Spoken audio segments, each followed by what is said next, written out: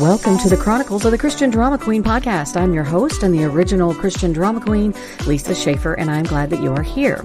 I can promise you, I know what it's like to think like a lover of Jesus and live like a hot mess every day. And if you can relate, then you're in the right place. Everything from the craziness of homeschooling my kids to overcoming deep wounds of abandonment and abuse.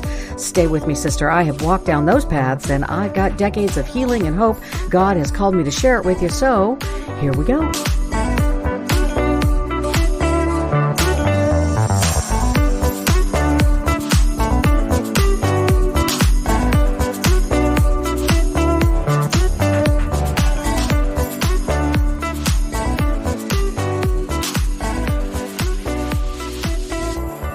Go indeed. Welcome to the Chronicles of the Christian Drama Queen. I'm so glad you guys are here. I guess it's time to do a Mother's Day dedication podcast. So that's what I'm going to do right now. And so I'll probably cry a little bit in this one. I'll probably cry a little bit in this one. This one is for all the single moms out there who have been both mother and father to their children. And this one hits very, very close to home because that's how my mother raised me. She was not just my mom, but she was both parents. She had to be both parents. So for all the single moms out there, first of all, let me tell you, most of you are heroes. Most of you are heroes. Most of you are working hard enough and long enough to take care of your kids on your own. Many of you are being disciplinarian and nurturer, both.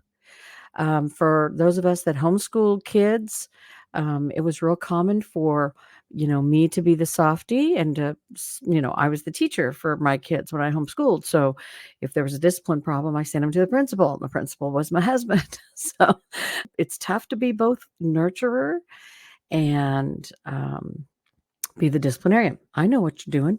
Not because I've had to experience it. I've been really fortunate. My husband and I have been together for 38 years. We've raised our children together. We haven't always done it well. We haven't always been perfect. Nobody is. Nobody raises their children perfectly. And one of the things that I talk about in my Bible study, Discarded, A Daughter's Journey to Reclaim Freedom and Forgive the Father Who Left Her Behind. In that study, I talk a little bit about this need that I had to be a people pleaser. I wanted to make sure that I never told my children no, because that might mean they wouldn't love me. Right? I would be driving them away. But the reason we discipline is to provide them with a sense of security. And so for moms who want to nurture and make them feel better after they have boo-boos, to have to be both disciplinarian and nurturer as parent is difficult. But listen, let me encourage you, it has to be done. It has to be done. So I'm going to tell you a little bit about my mom. So this will be a dedication to my mother, who was also my father. So my mother and father got divorced when I was almost 2. And she raised me alone, clear up pretty much. Pretty much until I was 16 years old. She got remarried when I was 15 or 16. He didn't have a whole lot to do with raising me. In fact, he was not good at it. That's a whole nother podcast. We will do that another time. but let me just tell you that for most of my formative years, it was my mom and my brother and me. And she was both parents to us. We had some amazing times together, the 3 of us. And, uh, I can remember, when we lived in Wichita, traveling to the drive-in, which, I think that we had 3 drive-ins back then. But the one that we used to go to now is called the Stardust. It's still there in Wichita. It is still there. And, we would run through the closest taco place. I can't remember what it's called. My mom will say, "Oh, it's Taco Fats, or it's Taco John's, or it's Taco." I don't remember what it was. I think it was Taco Pete's, but I don't know that for sure. We would get, like 20 tacos for 25 cents a piece. We would stock up on all these tacos, and we would head to the drive-in, my mom and my brother and me, and we'd get into the drive-in for what? 3 or 4 or $5 a carload into the drive-in, and we would spread a blanket out on the ground in front of the car, and my mom would sit in the car, but my brother and I would sit on the outside of the car in the front with pillows and blankets on the rocks. Yes. I would never do that now. We would take that big bag of tacos and we'd go watch 3 or 4 movies. And, on a weekend, and we did that all the time.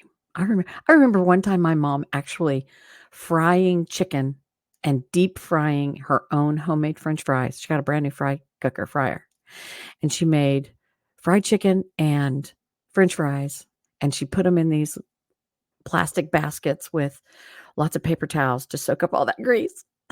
It was the best thing ever. And we went to the drive-in with that, with dinner. My mom did not have a helpmeet.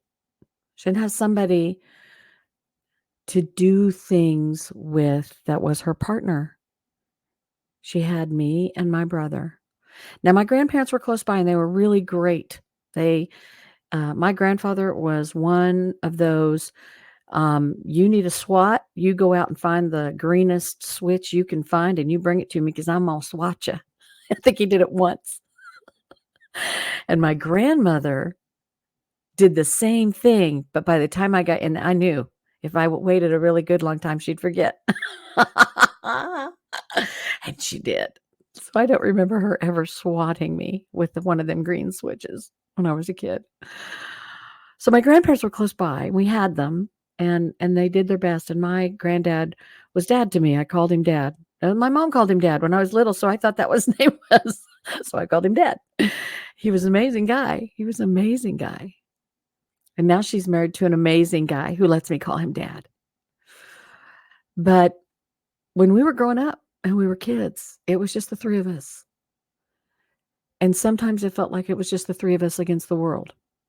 I remember, one time I believe we were living in Oklahoma at the time in an apartment, and we were living in the upstairs apartment. I can't remember. Were we in the upstairs apartment?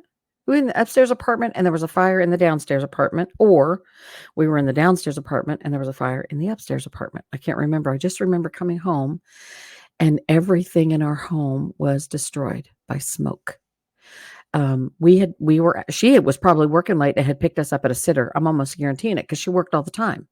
We moved a lot because every time she'd do a good job working for a financing company, they would send her to a new office. So here's what her job was. She was a collector. Listen, there's a gift to that. If you're a good collector and you do it without belittling people and making people feel like crud, that's a gift. And so she would go to these offices in these small towns and she would be an amazing collector and bring their delinquencies down to, 1 or 2% or whatever it was. And they'd move her to a new office. So I can remember over the course of, between the ages of 5 and 13, I think we moved 5 or 6 times because she always had to take the promotion. Listen, there was nobody to sit and talk to and say, well, should we move in order to take this promotion? No, no, no. She was the breadwinner. She had to do it. She had to take the promotion because she was struggling to take care of 2 kids by herself. And listen, there was no child support back then. In the 60s and 70s, no child support. The state was not forcing people to pay child support for the children they had brought into this world by docking their pay, by putting a garnishment on their wages. It wasn't happening back then. So there was no child support. My dad got off scot-free. He was gone and that was it. Right? He didn't support any of the other 8 children he supposedly brought into the world either. So, I don't know what those moms did. I just know what mine did. And she worked. She worked hard, and she taught me some amazing skills. First of all, she taught me to take care of my business. You take care of your business. If you've got debts, if you've got bills, if you've got what you have to do to take care of your business. Okay? I really struggle with that today even, you know?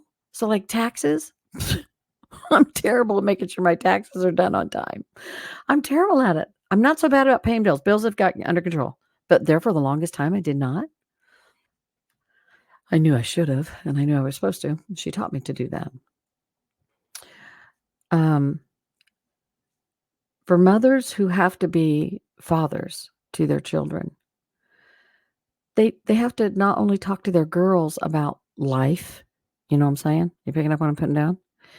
They have to talk to their sons about life, about the importance of honesty and integrity and sacrifice, about the importance of taking care of your business, taking care of your children. How do you tell your sons how to be good fathers when you as a woman are the only father they have ever known? Right? So for my mom, who fried chicken and homemade French fries, for my mom, who taught me how to be frugal and shop at the Goodwill for just about everything. I don't buy anything new. I'm such a cheapskate. I do not buy anything new because my mom taught me you didn't have to. You could be smarter than that with your money. To my mom, who taught me all the issues of life, warned me against not having self-respect, who warned me and yet still forgave me and embraced me when I screwed it up. To my mom, who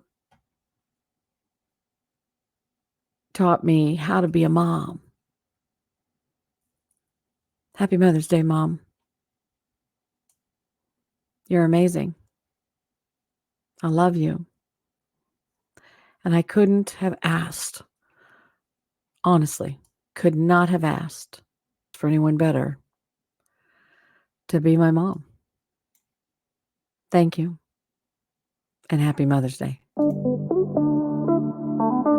And I guess that's going to do it for me today, guys. Thanks for joining me today on the Chronicles of the Christian Drama Queen podcast.